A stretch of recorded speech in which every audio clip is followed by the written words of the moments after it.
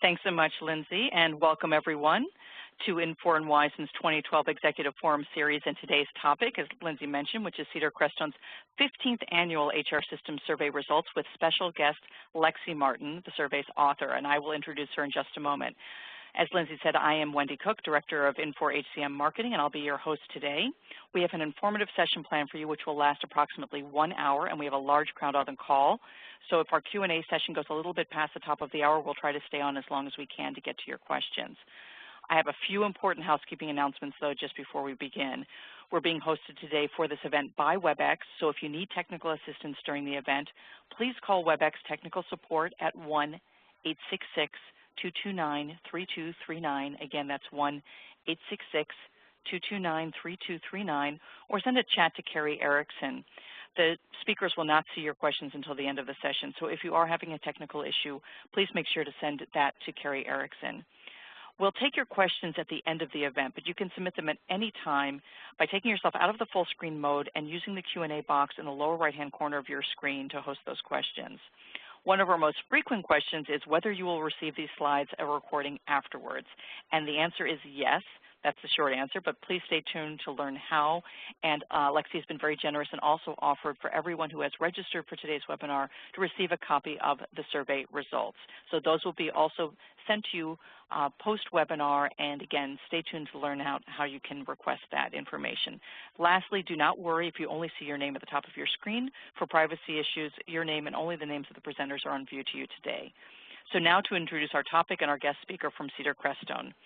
Lexi Martin is a VP of Research and Analytics at CedarCrestone, where she is responsible for CedarCrestone's HR Systems Survey, now in its 15th year. Lexi excels in introducing emerging technologies with a focus on value propositions. She works with customers on their HR technology roadmap, metric strategy, business case, or difficult situations requiring change management, and she has done extensive work with the vendor community to assist them in providing value analysis for their products. When not doing work, she is a quilter specializing in Japanese quilts or working in her garden or golfing. So, Lexi, with that introduction, I'll turn it over to you. Thank you, Wendy. And I'm in Washington, D.C. today, and it is so cold, and I really wish I was back home in California so that I could go golf, where I understand that it's in the 70s. Anyway, thank you very much, Wendy, and thanks to every one of you on the call that responded to this year's survey. We always get such a great turnout from Enwisen customers, and thank you for your intro, Wendy. I think one other piece of information for those of you on the call, in case you don't know CedarCrestone, we're actually an organization of over 900 people. We're a systems integrator. We do implementation and hosting and management consulting, and about half of our work is HCM focused. And as Wendy said, I started the survey 15 years ago. At that time, it was so that we and our customers at the time could really understand what was going on with emerging technologies like employee and manager self-service. But over the years, the survey has really evolved, and now we track something like 35-plus applications. The objective we've always had is to help practitioners to know which technologies to deploy next and to help them with their business case. So I hope those of you that are practitioners out there get some ideas from today's presentation. So at a high level, what I'm going to be talking about are these 4 big trends and the growth outlooks and the value that organizations get from adopting these. So the continued move from licensed solutions to software as a service cloud offerings. And here I'm mostly going to focus on what's going on with the core system of record, the HR management system.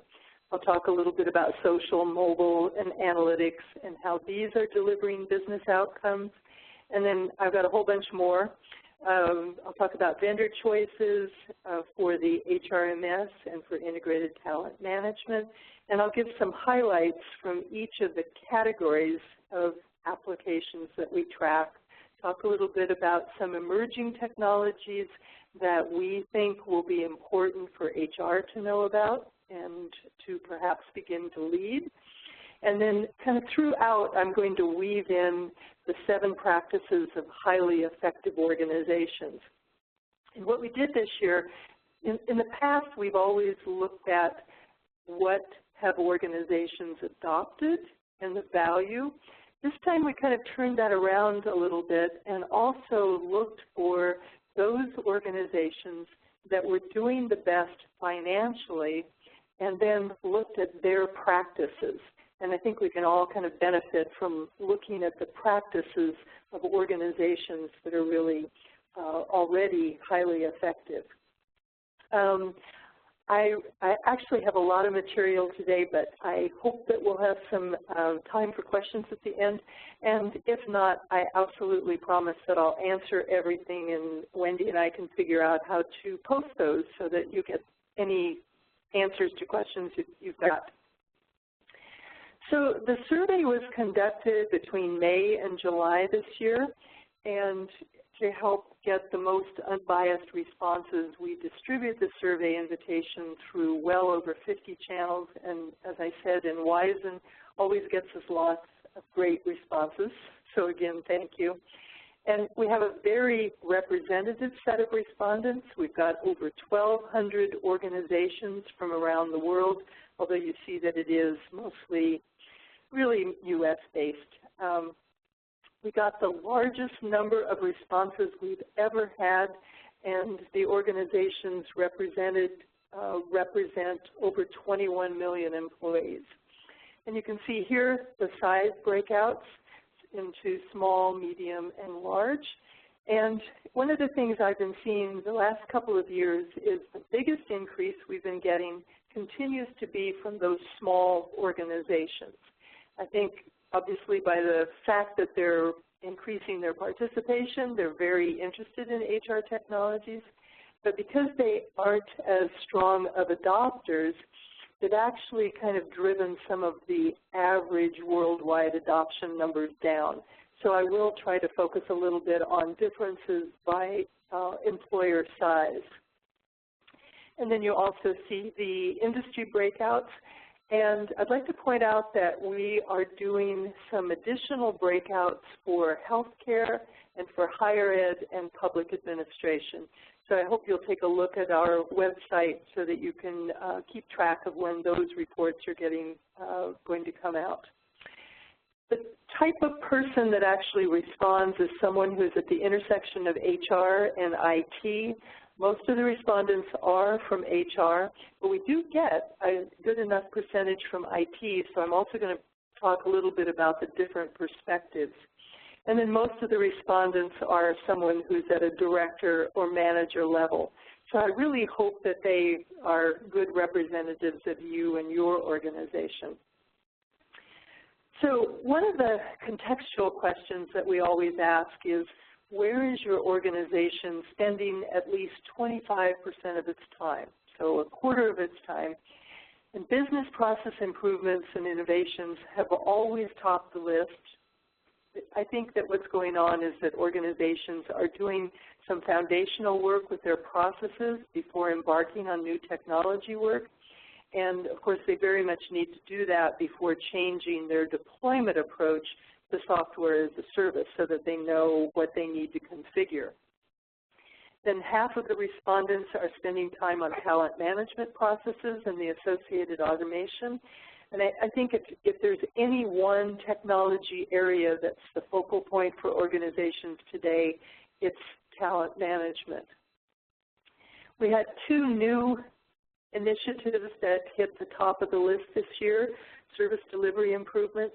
And here we're defining this not just as employee and manager self-service, but also the deployment of applications like an HR help desk, a portal, or onboarding. So all areas that Enwisen really excels.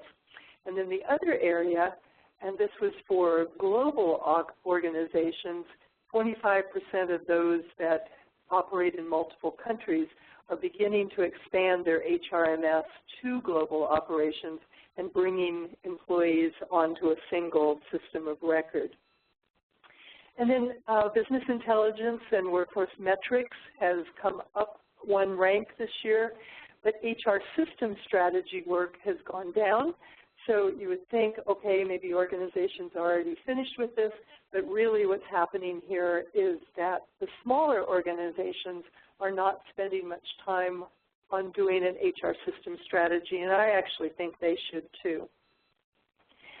I had several hypotheses this year, and one of them was that this year would be the year that we would see the inflection point of more HRMS replacements than upgrades, and that still hasn't quite happened yet. We're still seeing more upgrades than replacements overall. So I think I'm going to have to be more conservative with my future forecasts. We've also updated the CedarCrestone HCM blueprint this year. What I wanted to do with this is to kind of at a glance show everything that we cover. So we start with user experience and the various devices that people are using to get access to applications. And then the applications encompass the primary categories of technologies that we track, so administrative, the core system of record, benefits, payroll, service delivery, as I mentioned, all those things like self-service through onboarding, workforce management, those applications that help an organization get the right people in the right place at the right time, at the right cost, and then talent management, all those applications that help an organization attract the right people, develop them, and retain them. And I've also added one more area this year into the applications, and that's work management.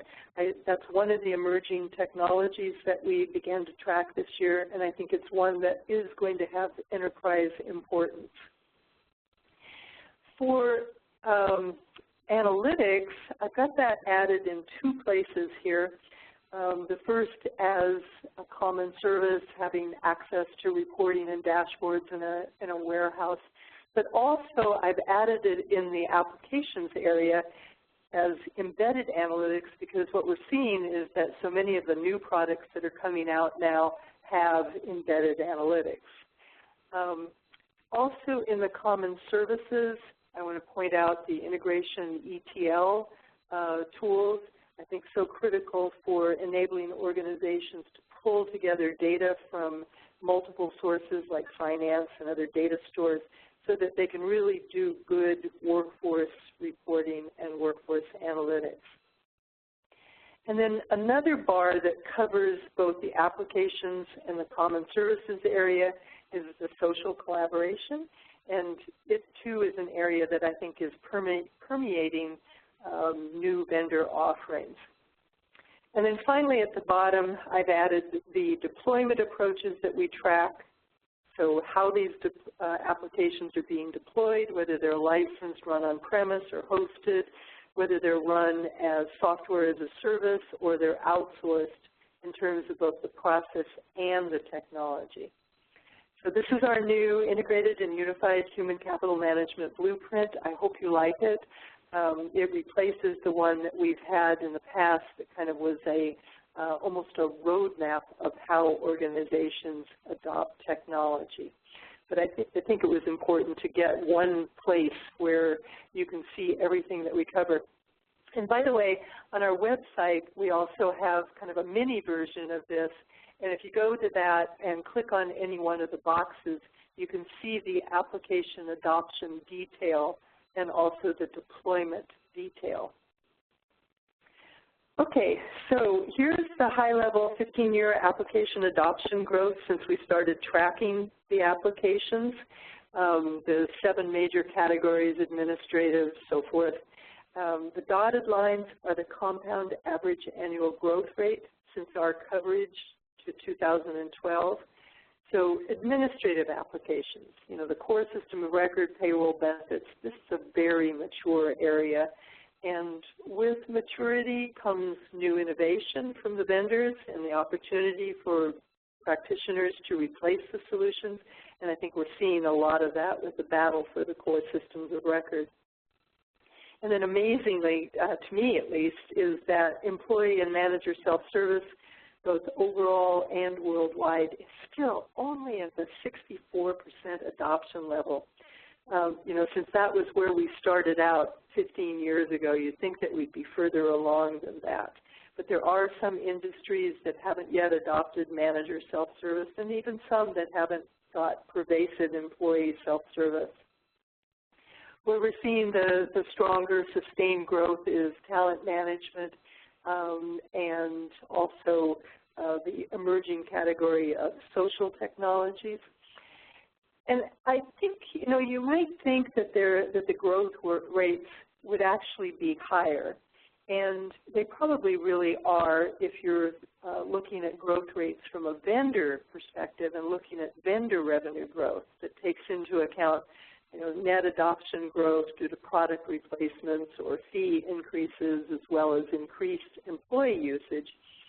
But what the CedarCrestone survey does is we're a market adoption chart, and I think we kind of give a reality check on the percentage of organizations that are adopting and that actually have these applications in use. And I think we provide a bit of a gauge on the areas of opportunity for continued automation. This is a horrible chart, and I put it in here so that you've got it so you can look at it afterwards. But what it shows is the adoption of the categories and all the applications within each category by overall and then also by industry and then also by size. And what I want you to do is kind of just blur your eyes at this and look for the columns where there's lots of green, because that's where we've got higher than average adoption, and look for the columns where we've got lots of yellow. That's where we've got lower than average adoption. So the more aggressive adopters have always been high-tech manufacturing and financial services. This year we see retail kind of up there with higher than average adoption. I think all of those industries have always been really good at using the technologies to serve their customers, and then they're really good at turning the technologies excuse me, on themselves and using it to their own advantage as well. Excuse me a moment. So the mainstream adopters, I think they really excel in some areas like healthcare, really good with workforce management, really good with workforce analytics and planning, kind of ahead of the curve in the adoption of those technologies. But then some of the industries like higher education, public administration, they've always been a little bit behind the overall average. And then some industries still have some difficulties actually rolling out technology to all of their employees, like consumer and other manufacturing, where they may have issues having ubiquitous access to employees and managers for self-service transactions. So this is just a snapshot of where organizations are based on overall survey averages, and they are worldwide. Larger organizations are typically about 10% ahead of the average, smaller organizations about 10% behind. Where we're seeing the strongest growth going forward is going to be in areas like workforce analytics. By the way, this chart is showing the applications that are in use today in the blue bar, and then what will be in use in 3 years based on also adding in the responses around what's actually budgeted for this year and what's planned. So the areas of growth, workforce analytics and planning from a very small level of adoption right now. And I think the implication there for practitioners is, are you really prepared to do workforce analytics? Do you know what you want to be measuring? Do you know where you want to go with analytics? I think where I'd like to see organizations go is to think about putting analytics into every manager's, if not every employee's hands, to help them make better decisions. Another area of strong growth going forward will be social media tools. And I think the implications here for practitioner organizations is to make sure that you're not just allowing these for individual use, but actually adopting these more strategically. for service delivery, for recruiting, for branding. And also that you're beginning to look at the adoption of social within your processes, not just buying an application, but you're using social in your various processes. I think that by adopting these, you end up impacting the user experience, which in turn improves user adoption, and more adoption drives higher value from the applications. And then the last area of over 50% growth is the service delivery category. So again, not just employee and manager self-service, but applications like onboarding. And you know, the implications, if you don't have these applications, I think you really have to pay a lot of attention to change management. That's critical to the success for rolling out service delivery applications. You know, if you're thinking about industries like manufacturing, where you've got heavy shop floor employee populations, you've probably still got to augment computer-based services with call center support, with your shared services, or perhaps enabling mobile service delivery. Spending outlook, very positive, with close to 50% of the large and medium-sized organizations reporting that they expect to see an increase in their spending over the next year, and even over 40% among the smaller organizations. And if you look at the survey report, we do talk a little bit about variations around the world. The U.S. and Europe are actually a little bit below the average, whereas Asia, Middle East, Africa, even South America are a little bit ahead of the averages.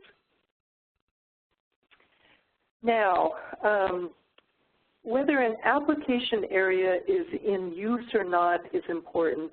I think what has become top of mind for most of us is what's the deployment approach that's being used, and then what's the direction on that. Is an application being licensed and run on-premise, or is it being hosted? Is the organization beginning to acquire software on a subscription basis using a SaaS model?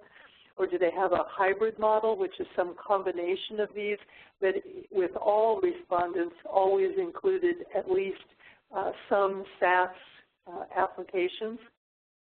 Or is the application area outsourced, and outsourced not only the automation of it, but also the process and the process support?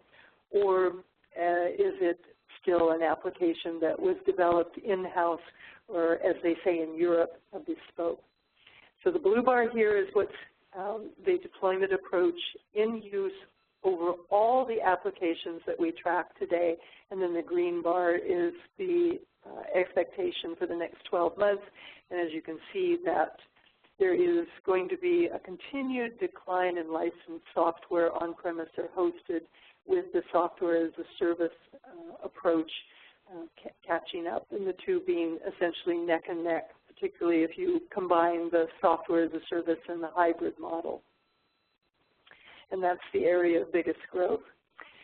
And then looking just at the HRMS application deployment, licensed solutions are still the predominant approach today, but you do see that over the next 12 months, that's continuing to drop off a bit, and then the software as a service and the hybrid model are where we'll see the growth of well over 30%. When I started talking today, I mentioned that we have looked at top performers and how they're different, and this is one of those areas where the top performer organizations have much more aggressively moved to adopt software as a service, HRMS, with 33% of them today, as opposed to the 26% today overall, and by next year, 66% of those report that they will have moved to a SaaS HRMS by next year. So definitely the area of strong growth and an area where top performers are more aggressively moving.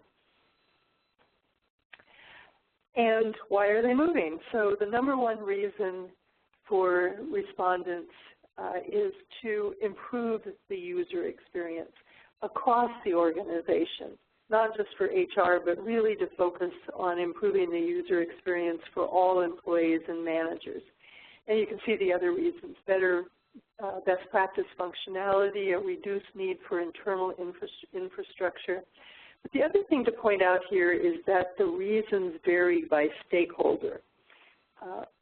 About 75% of our respondents were from HR, so their ranking is the same as the overall.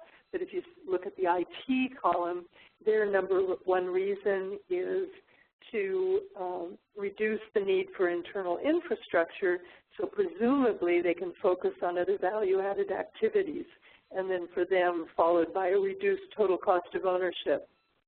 And executives, they too are looking for that improved user experience, and then they're also looking for a faster time to implement and achieve value. So I think it kind of behooves us all to think about, you know, the stakeholders involved in trying to make a new move to a new deployment approach, or to stay with the existing deployment approach, and kind of understand the reasons that each one wants to move, and have some sensitivity for their reasons to move by stakeholder. So let's talk about the benefits, with by far the most important value proposition being that a SaaS HRMS deployment takes significantly less headcount to support, to both deploy and to support. And it's about a quarter less the staff on average. What you're seeing here is the overall average view, and you can see that SaaS takes considerably less people who are functional HR and talent management people, whether they're in HR or in IT. You see the application support, the infrastructure support. And even this value proposition holds regardless of the size of organization. And here what we've done is we've normalized the staff counts by looking at the number of employees served by that HR and IT headcount, and are showing it for the small, medium, and large organizations. So you can kind of compare your HR and HR, IT, and IT FTE to these numbers. So for the small organization with less than 2,500 employees, they're able to serve about twice as many employees, so a great value proposition there, and you'll see that later when I talk about costs. In a medium-sized organization, a SaaS deployment, the staff serve about 55% more employees than do the licensed on-premise staff. And it's only when we get to the larger sized organizations where we see both that SaaS staff, the HR, IT, and IT FTE are serving more employees than with a licensed on-premise, but we also see that the hosted option is equally attractive, at least for now. Another value proposition is that SaaS takes considerably less time to deploy, and so as a result, the organization can get to the benefits of the new solution faster, whether that's improved user experience or more functionality. So we're showing here the length of time for new deployments overall, and you can see that a SaaS deployment takes about less than half the time to deploy than with a licensed on-premise solution. And here, too, the value rationale holds true by size of organization, where a larger organization, of course, takes longer. Medium-sized organizations take just a little bit longer with a SaaS deployment than the hosted option. And one of the things that I see when we work with organizations in that mid-size range, oftentimes many healthcare organizations, they grew really fast. They're oftentimes the result of merged organizations. They haven't done a lot of process review work, so they need to do that process improvement work before they can embark on a new SaaS deployment.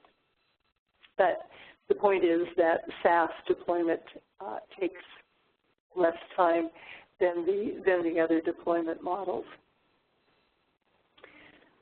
Okay, let me turn to talk about the vendor choices in use today and plans for the next 12 months. So what we always do is we develop a dashboard just on those vendors that have at least 5% adoption today or will have in the next 12 months. Of course, there's many more vendors out there. And overall, PeopleSoft is the most adopted solution in place today, and going forward, we'll lose just 1% adoption over the next 12 months. In our white paper, we show adoption by employer size, and what you'll see is that PeopleSoft is by far the dominant choice in the large organizations. ADP, second most in use. There, if we look at what's happening by size of organization, we see that ADP clearly leads in smaller sized organizations, but as they grow, oftentimes those organizations plan to move away from ADP towards one of these other vendors.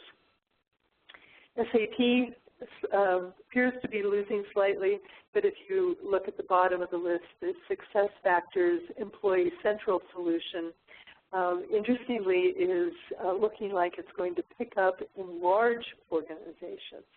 And so the combined SAP SuccessFactors will, in fact, hold its own. And then down at the bottom of the list, Workday, 3% of the respondents have that solution today among those that answered this question, and then 10% next year, so really phenomenal growth ahead for Workday. And here, again, is another place where the top performer organizations are a bit different in that 8% versus 3% of those have a Workday solution.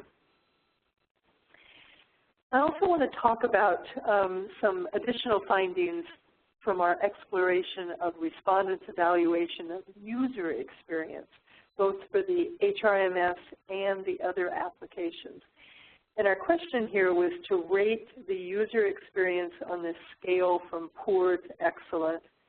And first of all, the average user experience across all solutions is really just acceptable.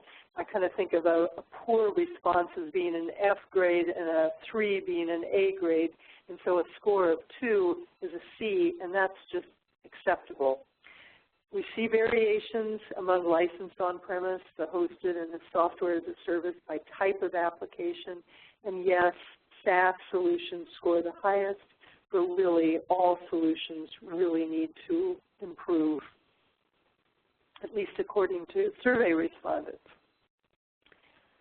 Okay, some of the value propositions for the other HR technologies we track. By the way, Wendy, do we have any questions that I need to be answering at this point? You still there? Hi. I'm here. Lexi, the only question that came in, and I think it applied to slide about 12 when you were going over a hybrid model, you know, the SaaS, the on-premise, and hybrid, and somebody wanted a bit of an explanation of what the hybrid model was. So that's a question that you might want to elaborate on before we go further. Yeah, sure. I'm sorry. That hybrid model back there, it's one that we see most frequently in the larger and the global organizations, and it's a combination where a global organization will have multiple solutions, and it almost looks like what they're doing is they've got licensed on-premise or hosted, and they've got maybe a software as a service solution for one country or one division if it's a single country organization. But in all cases, all the respondents that said they had a hybrid solution, it also included a software as a service, HRMS. So it's just a combination of these. Okay, thanks for confirming that somebody was out there. Okay, so service delivery value. So the way we look at service delivery technologies is based on how many employees are being served by HR administration, and then we calculate the ratio. And overall, what we see is that organizations with technologies are able to serve about 15% more employees than those without those service delivery technologies. And then regardless of size, the solution that enables organizations to serve the most employees is the shared services model, where they've got a combination of employee and manager self-service. They're delivering services through a shared services operation, and they also have an HR help desk, a call center technology solution. And that's the model that delivers the highest level of efficiency for the enterprise. And this is another area that I think is a strength of Enwisen. And then we see that when we look at the number of employees served by industry, that there's almost this kind of optimal service delivery approach for some of the industries. Basically, some industries do better with the shared services model. Some do better with employee and manager self-service. So those in retail, those in the transportation, communications, and public utilities industry sector, and really it's the communications industry that by far has adopted a shared service approach that also includes self-service and includes good, call center technology, and financial services is really good at that as well. And then on the other hand, we see industries like healthcare and high-tech manufacturing, where at least for now, they are able to serve more employees with just the employee and manager self-service only approach. I actually think that healthcare will eventually see the efficiencies from shared services, but again, the industry is made up of smaller organizations with below 10,000 employees, and some of them really haven't yet adopted that approach yet. They haven't moved to that shared services delivery model. Hey, Lexi, before you go on, actually we have another question. Where does public sector fall on this chart, or did you track that separately? Yeah. We just highlighted these 5 industries. We do have that information, so if the person wants to reach out to me, I can report on that. Sometimes it's just not clear enough, what's happening with that industry. So sorry, I don't have that one here. It's probably, actually, I better not say what it probably is, and I don't remember. Sorry. So let me move ahead to workforce management. So the value here continues to come when all of the applications are adopted. And again, all the applications that we track here are time management, self-service, absence management, labor scheduling, labor budgeting. And I think it really reflects that the organization has a commitment to best practice workforce management. And for those, the value proposition is twofold. It first comes from the need for fewer time and labor full-time equivalents that are engaged in, the time and labor or the other workforce management services like absence management or labor scheduling. And then this kind of productivity improvement of the workforce management staff contributes to lower labor costs, and then that in turn contributes to a reduction in operational costs. And so we see that those that have all these applications actually have higher operating income growth. And this is a really consistent finding that we've seen for the past few years. Then moving to integrated talent management. And by the way, our definition of integrated talent management is that the organization has 2 or more of the 7 talent management applications that we track provided by the same vendor. And so first of all, we're seeing strong growth with the adoption of an integrated talent management solution since last year.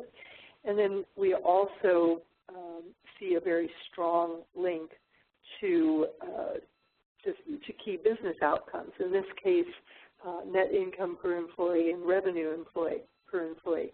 And since one of the primary reasons for adopting integrated, any kind of talent management solution is to impact those business outcomes, it's good to see that those organizations that have it actually are outperforming significantly on both of those metrics. And then those that with an integrated talent management solution, more than half of them have it on the same platform as their HRMS.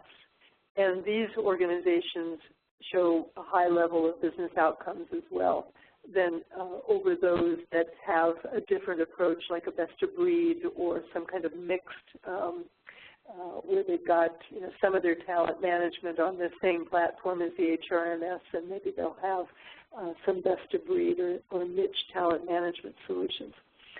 And this particular finding is something that we've been seeing quite a bit for the last 3 or 4 years now, and especially during down economic times, that the organizations that built out their talent management on their underlying HRMS platform just were doing better. Really, during the down economic times, these were the organizations that maintained profitability. Nobody was growing revenue during that time. These organizations were the ones that were better at expense management. And when I think about this, I think, expense management is often one of those things that's part of goal and performance management, and that's the most frequent component of an integrated talent management solution.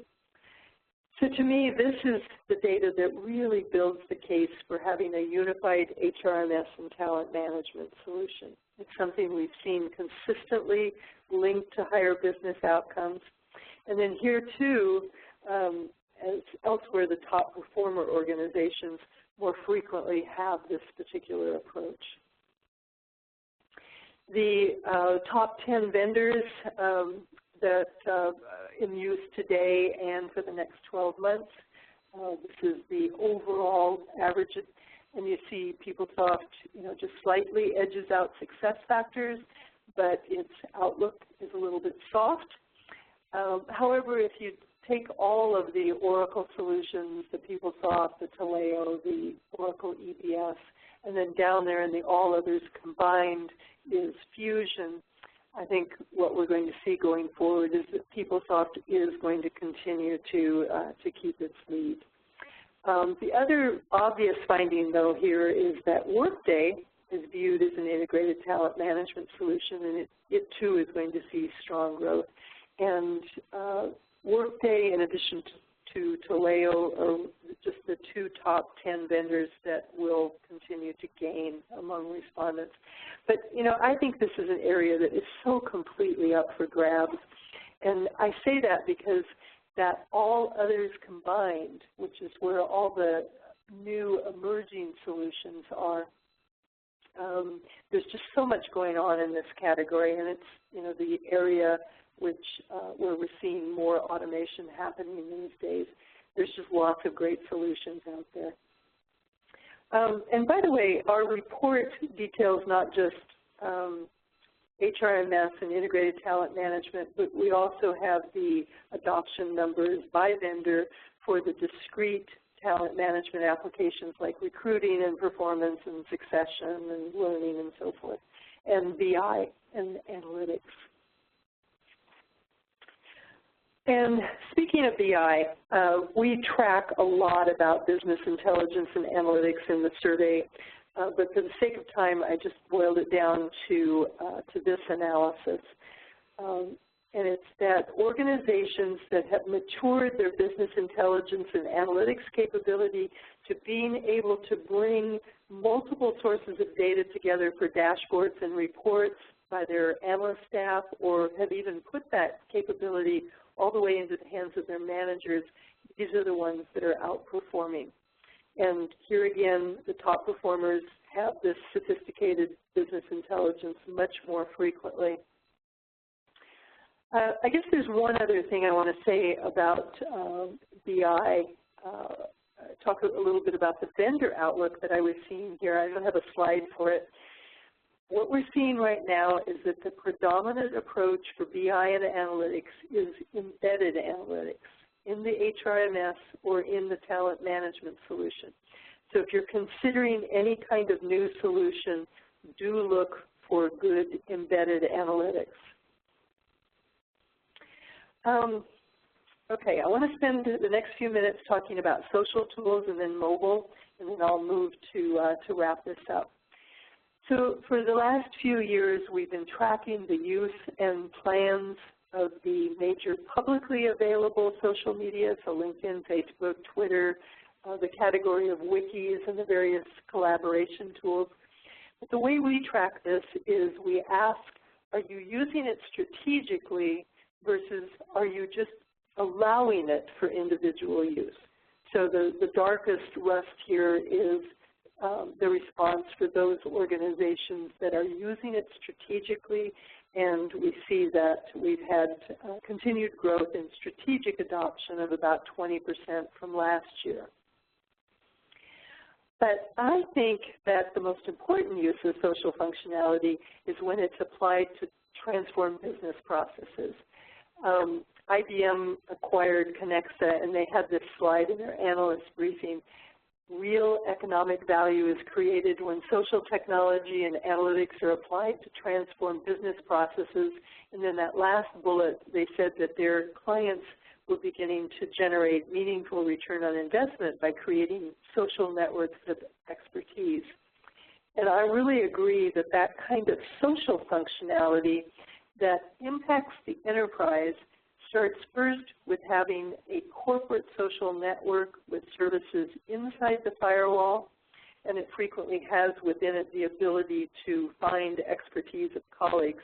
And you see that about a quarter of our respondents have one. I'm not going to have time to go into any of the detail of the processes that are most frequently socially enabled.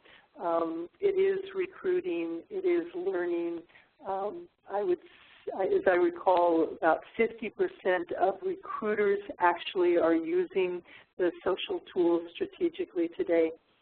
But basically, social enablement of processes is pretty much at an early adoption stage, but the forecast ahead is for very strong growth. And as IBM suggests, the early adopters among our respondents are showing some benefit. And we see for them an emerging link of higher revenue per employee. And we've seen this same linkage to higher financial performance for the past couple of years.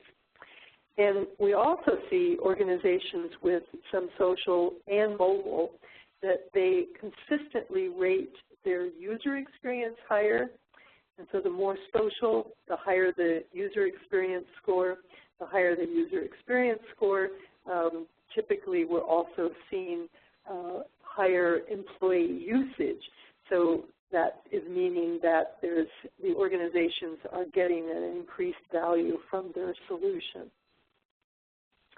In terms of mobile and actually for social as well, we asked a series of questions about, first, how pervasive is the use of social or mobile enablement. And in the case of mobile, what we asked was, is all functionality available natively on mobile devices from the HRMS or from the Integrated Talent Management Suite? And you see, many respondent organizations have some mobile enablement. And here we also see that it's recruiting that has the higher percentage of the workforce using that today, with recruiting staff having the highest adoption, followed by hiring managers. But, again, here too, it's so interesting to me. I went to HR Technology, and practically every vendor there has mobile. But, adoption is still, adoption in terms of the percent of the workforce using is still pretty low, but really great growth going forward. And I think why mobile is so important is that it does improve the user experience and satisfies the workforce by providing them with services on the devices of their choice. And there's lots of information in the white paper about how mobile is being used, and you can also see the adoption detail by process. Okay, each year with the survey, we typically drop some questions. I know if you responded to the survey, you don't think we've dropped any. There's a lot of questions out there, but we do. We drop some questions, and then we add a few new ones. And we add them in areas where we think that an emerging technology may have an enterprise value. So one of the emerging technologies is this category of work management. And the question we asked is, which tools for getting work done are used in your organization? And you can read the rest of the question there. Majority of respondents absolutely have no familiarity with the concept. And the two areas of most use, really very much early adoption stage, are the specialty tools that are used in call centers or by an IT help desk. And we saw the highest usage in the professional services industry and also among our IT respondents. And then retail most frequently uses the group team tools.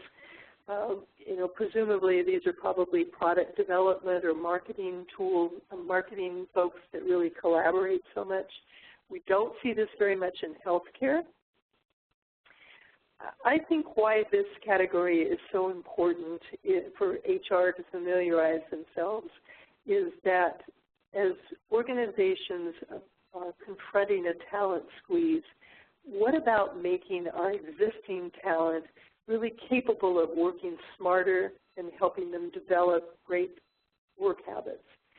The enterprise can achieve value if all the employees are better managing their work activity to the results that we need to be achieving. And you might be asking, what are some of the work management tools that are out there? If you're interested in this category, a few that I've noted is Box, which is a social file sharing and also has some lightweight collaboration. Then the Podio suite, this was acquired by Citrix earlier this year, and also Jive, and there's just oodles of work management software emerging out there. But I do think this is one that is going to have impact at the enterprise level.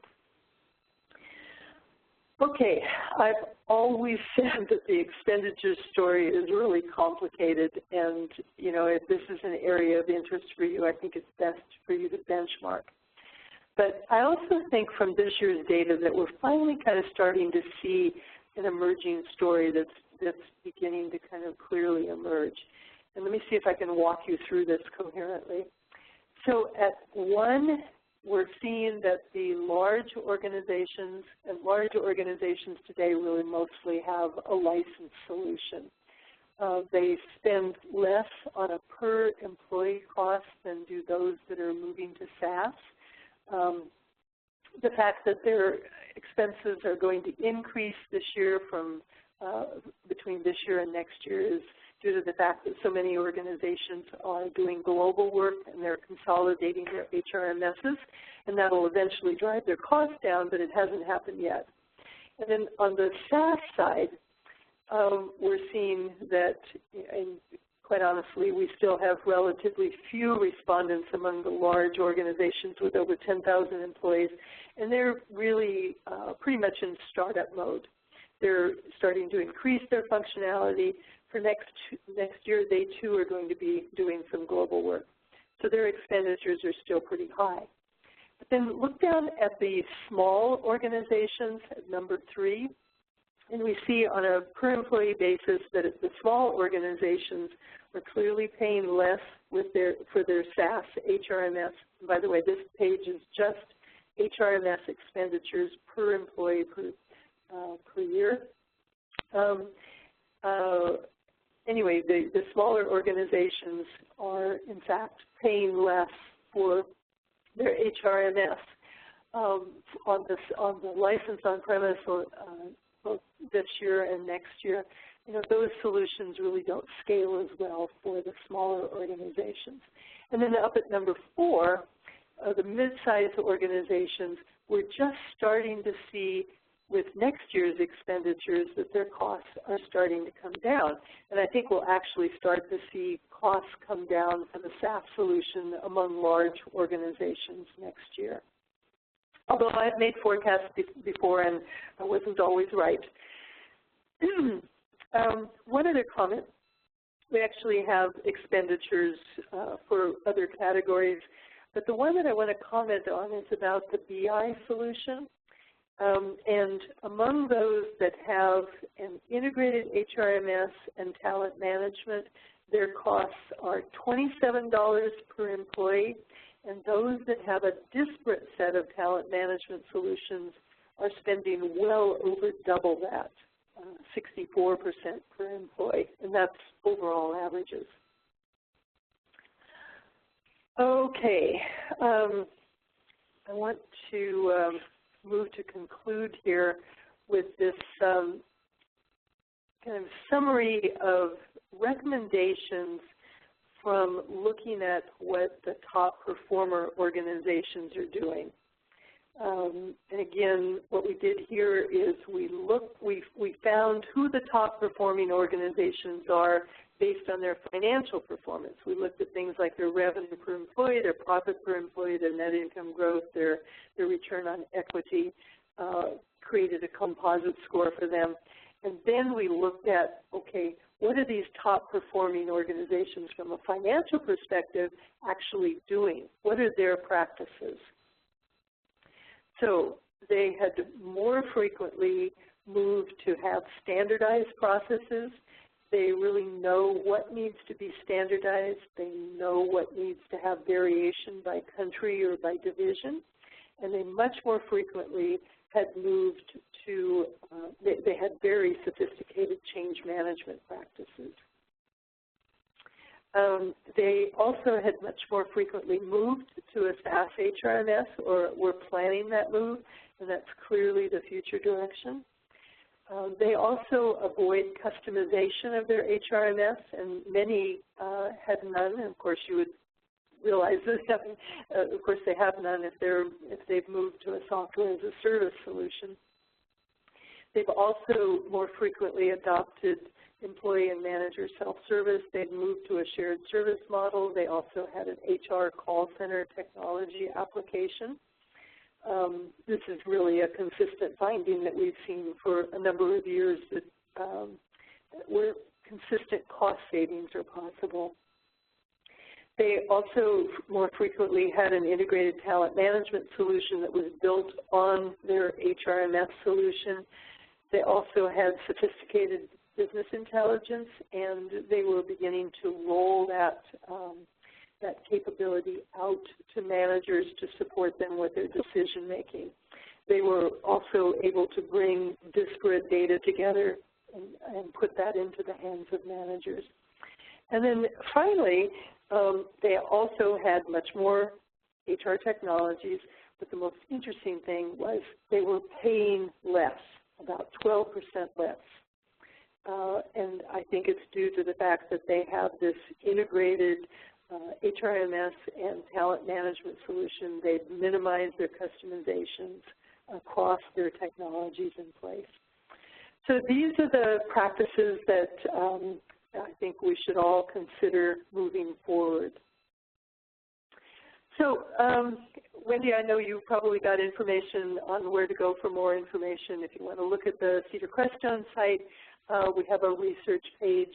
Down at the bottom, there's that modified HCM blueprint. You can click on that, and you can see the application adoption by each of those categories. There's all kinds of white papers, there's articles, and we're planning to do, like I said, some breakouts for different industries, and they'll be posted to this page. So I think we probably don't have a lot of time, but I'm happy to take questions until they run out. Wendy? Thanks, Lexi. I'm here. Yeah, I'm sorry I was unmuted or I didn't leave you. And I wanted horrible thought that maybe I've been talking into the ether. Oh, no, no, no. It's not. And everybody, we've had many people stay on to for the full hour to hear everything. And I think the biggest question is, this is such great research. How can I get a copy of this? So what I want to make sure is that people are aware that we will be making this available within 24 hours. And I don't know if you wanted to address this slide. Lexi, that was in there as well. Okay. Yes, just in the deck. Sorry. We just wanted to let you know the sponsor of this particular webinar channel is the Enwisen HCM, the Enwisen HCM group, and we want to make clear to you that the only thing we're focused on is transforming the way people and organizations work, and we're looking to help organizations, as Lexi even mentioned, unify any content, process, software, device, or service to return on capability for your organization. So within 24 hours, you're going to be receiving an email from us to get a copy of today's slides, a recording link, and as I said, Lexi was very generous to offer a link to the survey results, this white paper that has represented many, many months of her life every year. She's the author of this extensive service to the community, and we are very thankful that she's making this available to the group. And just a couple of questions before we turn it over to, one of the questions is on that cost of ownership slide that was towards the end. Lexi, is that a total cost of ownership, that cost per employee, or is that, there's include maintenance, hardware, IT resources? Is that all included? How did people calculate ownership? Yeah, the question on that, oh shoot, I don't have that at my fingertips, but it's what were your annual costs? So it would, on the licensed on-premise, include maintenance as well as any purchases, and so on the software as a service side, it would be your deployment as well as your subscription. So yes, it's a comprehensive cost for the HRMS for the licensed on-premise or the software as a service. And we also have that for hosting too. Okay, very good. And in the next survey, probably this will be more apparent, but with these recent merging of various systems, Oracle, PeopleSoft with Taleo and SAP with SuccessFactors, as you had mentioned, are you going to be tracking the adoption of these hybrid models and things like Oracle Fusion, or do you break that out separately in the white paper? We have a question about that.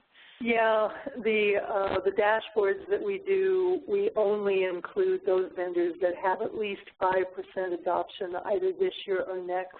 And so Fusion didn't have that much adoption yet this year, and it didn't have the 5% adoption plan for next year, unless you look just at the Oracle customers, in which case those customers are showing much higher expected plans for moving to Fusion.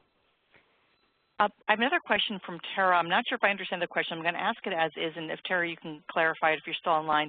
Do the findings indicate the number of HR service employees, I imagine this is in a service center, required for the employee population? So I guess ratio of employee, service providers, CSRs, to employees. I think you did talk about a ratio of, how many HR headcount there were to employees, but I think this person's talking specifically about service center. And Lexi, if you didn't track that, I can address We actually do have that information. Okay. That's one of those things that we typically provide when we do a benchmark with a company. We just can't report everything that we've got in there, but yeah, we do have some information on CSRs. Okay, great. And Tara, so do we. Tara said that we did get that correct in terms of the way I interpreted the question.